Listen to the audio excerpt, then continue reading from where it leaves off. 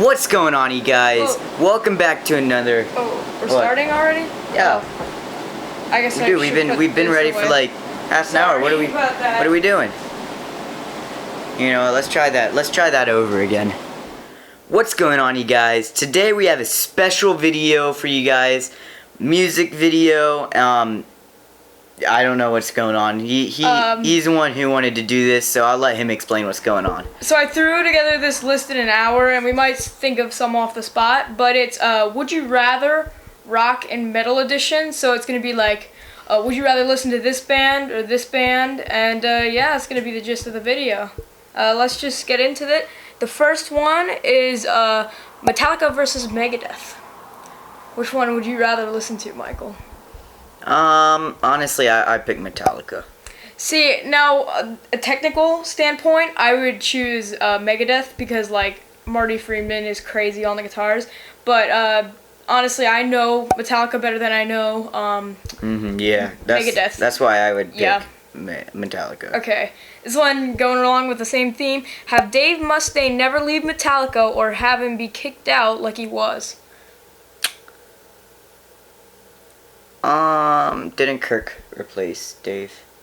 Yeah, it was sort of like Kirk was already in the band, and they kept Okay. him in the band, and then they kicked him out. Yeah, okay. Yeah, I would pick him. Leave Metallica. I think that would be weird. Yeah, I mean, and for Dave to be in Metallica, I don't know. I feel like I know he was, but I feel like that's still a little weird to say. And I mean, we would have never got Megadeth, or Exactly. if we did get something like Megadeth, it would be very different than what it is. yeah, I totally agree with you. I mean, on Kill 'Em All, Dave Mustaine actually wrote a couple riffs throughout that album. Mm-hmm. But yeah, I'm glad we got Megadeth. So yeah, next question. 90s Dream Theater versus 2000s Dream Theater. And 2000s means 2000 to 2010, nothing Yeah. with Mangini. Oh man, that's hard. I think I gotta go with 2000 Dream Theater. I have to agree with you. I mean, Octavarium, Train of Thought, Systematic Chaos, Those three albums. Black Clouds and Silver Linings. Oh. Even like, well, see, Yeah. that's a hard question because the 90s has Awake. Images and Words, Awake, and Scenes Awake from is a good. Memory. Yeah. Scenes from a Memory is their best album. Pretty good, yeah. But overall, I think the 2000s is more solid, and they actually did more albums in the 2000s than they did in the 90s. So yeah, Tool versus Animals as Leaders. I have to go with Tool. I mean, Tosin Abazi, an amazing guitarist. He has some crazy picking techniques, and like his sweep picking is phenomenal. But I have to go with Tool mainly because of their technicality and like their time signatures. Even though it feels like some Tool songs just keep building up and they don't really hit a climax, they just build up and then they sort of leave you wanting more. But I would still take Tool over Animals as Leaders. That's hard. Their guitarist is incredible. I mean, like he said, sweep picking is just incredible. I don't know. I feel like Animals as Leaders, they're I can understand it, but it only goes so far for me. Tool, I think, is, I don't know. I feel like they do have a better metal aspect to them. I mean, their lead singer can do a pretty gnarly scream. I mean, he has a cool voice. I mean, they have some pretty cool songs. I mean, Valkyrius is one of my favorites. That is such a great song. I gotta pick Tool, I think. Yeah. Yeah. Alright, next one is Nickelback versus One Direction. This one was kind of a joke, but I'm gonna pick first because, okay, I'm not putting a label on either one of these bands, so anybody in the... Are you kidding me right now? We're recording. I mean, they were never metal, but they were heavier than One Direction. So, You pick Nickelback? I picked Nickelback. I do pick Nickelback too. They use real instruments. There's not 4 lead singers. Next up is Rush and versus Dream Theater. That's hard. I gotta go with Dream Theater. those are my top two favorite bands. I have to go with Rush. I thought of this ahead of time. I know your Dream favorite. Theater is my favorite band. Favorite band. They made my favorite song. I mean, Dream Theater. Listening to them, preparing for a concert in 4 months. You really you rush and you understand their music, but then after the concert, Dream Theater concert, looking back on Rush, it just seemed so simplified in a way. I don't know how to describe it, especially a lot of like the riffs, and I think the thing that got me was the keyboard and all the different settings. I mean, Geddy did play the keyboard, but Synth. the synth. Yeah. Okay, but yeah, Dream Theater. Yeah, the main reason for me picking Rush is I've known them longer, and I've like been through all 19 of their albums. Like I didn't know all their music all at once. I couldn't like go on any streaming service and just dive right into it like I did with Dream Theater. I had this little MP3 player, and that's how I like figured them out, because my dad put a couple songs by Rush on them, and I'm like, I love this stuff. Yeah. And then he showed me some more, and I just fell in love with Rush. It was gradual. First was watching a YouTube video of YYZ and thinking Neil Peart is the fastest thing in the world, and then like getting more indulged into it, not cramming your brain full of music in 4 months. Yeah. Okay. Next up is Farewell to Kings versus Hemispheres. If you guys don't know, those are Rush albums. I'll let you go first on this one. I think we're gonna disagree, but I am gonna pick a Farewell to Kings. Okay, I agree with you. I Yeah. think I would rather listen to a Farewell to Kings than Hemispheres. I mean, Cygnus X1, a Farewell to Kings, the title track. That's a good Xanadu. song. And that's the main reason why. Xanadu's I love that song. It just has so many different parts. It's long. There's a climax. It has such a nice build up. I mean, A Farewell to King. The sound is incredible. The little bells. The set he Neil Peart, plays. Neil Peart. Just even on that album live, like.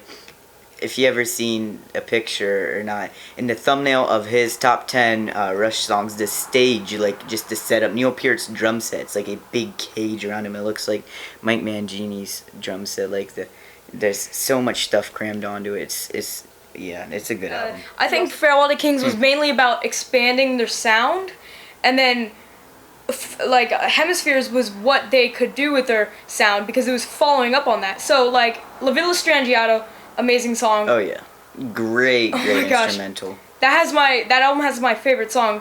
Go check out the top 10 Rush songs, but I think I have to choose the Farewell to Kings for this one. Yeah. Alright, next one is Avenged Sevenfold or Metallica. This is hard because I guess you could say Avenged Sevenfold gets stereotyped for sounding a lot like Metallica. Like everybody says they are the next Metallica. No, not at all. If you check out the earlier stuff, it's not like that. Even nowadays, Avenged Sevenfold, I mean, their last album, The Stage, is just on a completely different level than what's Metallica's like Hardwired to Self-Destruct. Yeah. Like, it's on a completely different level. It's two different types of music. That's so hard because Metallica's more popular, but it depends. It depends what day you catch me on. I mean, I think right now I'm gonna say Avenged Sevenfold, but trust me, on another day I would definitely say Metallica. I've really been getting into their early stuff. I mean, Waking the Fallen is incredible. Sounding the Seventh Trumpet is a pretty good debut album. I mean, I think it's like Don't Turn Around or something like that, and the first track off that album is good. I mean, Waking the Fallen, super good. The Stage is incredible. Avenged Sevenfold. Right now I'm gonna pick Avenged Sevenfold. Yeah. See, I've been really getting it. Like, he's bigger Avenged Sevenfold fan than me, so he's been getting me into a lot of Avenged Sevenfold. But I gotta stick to my guns. I'm gonna choose Metallica, but like Ride the Lightning, Kill 'Em All, Master of Puppets, and Justice for All. Like I mean, they have so many their hits. first 4 albums were like. I mean, Yeah. I'm not a fan. Like I like the Black Album. Load Reload, they sold out for sure, and then like they did the whole Saint Anger thing with the horrible sounding snare. But overall, Metallica, like their first 4 or 5 albums, I have to give it to them. But Avenged Sevenfold, I mean, I want to talk about them too. I was just checking out their first album, Streets. I really like that song.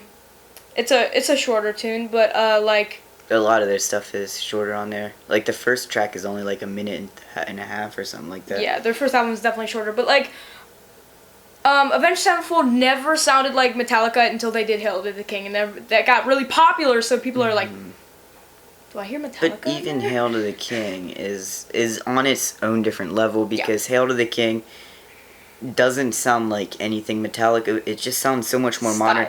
Style. The only song, and I could be wrong, but the only song I really hear Metallica in that Avenged Sevenfold has made, I hear like a really, really heavy inspiration is Buried Alive. That song, you can tell, has definitely been inspired by Metallica. It sounds a lot like their newer stuff, a lot like Nothing Else Matters. And Okay, let's move on. That one took a really long time. All right, this one's Avenged Sevenfold, Nightmare or City of Evil. 2,000 years later.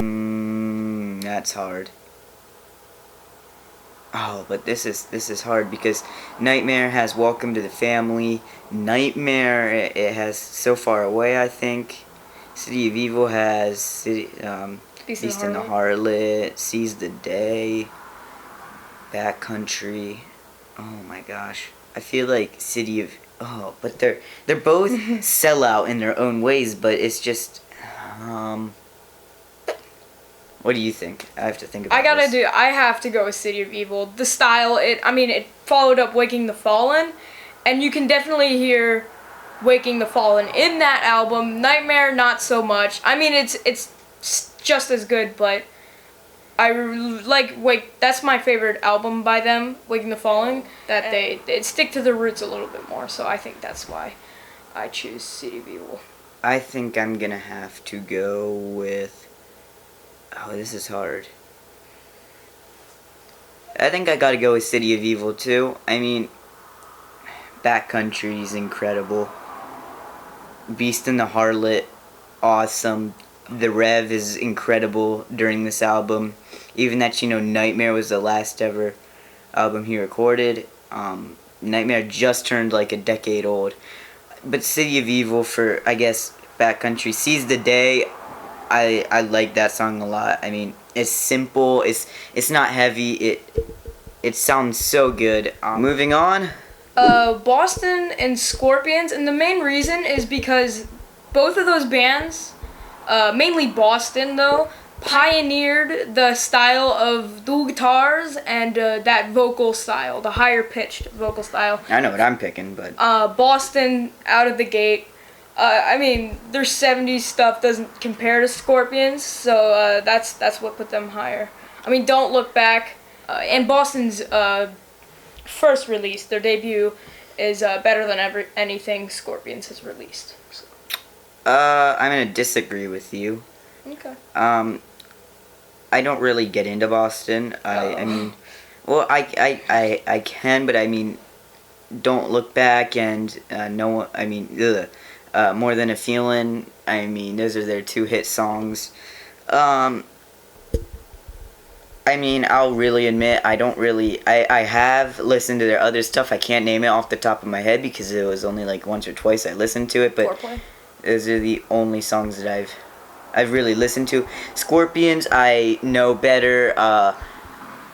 I actually would unironically listen to them, not like... Sometimes Boston, it's not the first thing that comes to my head. Yeah. I will actually be like, I want to listen to When to Change or, No One Like You or Rock You Like a Hurricane. Those are their 2 hit songs, but then When to Change, Send Me an Angel, those are my four like top go-to Scorpion songs. I mean, More Than a Feeling and Don't Look Back are the only songs that I've really ever listened to for Boston. But yeah, that's what I gotta say. John Bonham or Bill Bruford? John Bonham. This one's easy for me. Bill Bruford, I mean, the stuff that he did with Yes, early Yes, and the stuff that he did with King Crimson, he was actually on the album that I have on my shirt right now, so I'm a little bit biased, but yeah, definitely gotta go with Bill Bruford. Thank you guys so much for watching this video. Tune in a few days or a week or something like that for part 2, guys. More incredible Would You Rather versus questions coming up. Definitely check it out. Yeah. Thank you guys so for watching. Do you have anything to say? Finish this up. Yeah, be sure to look out for the part 2. We're gonna be doing more classic rock stuff. So if you like classic rock, you definitely want to check out the second video more. And yeah, so Yep. thank you guys so much for watching. Leave a like, subscribe. Bye.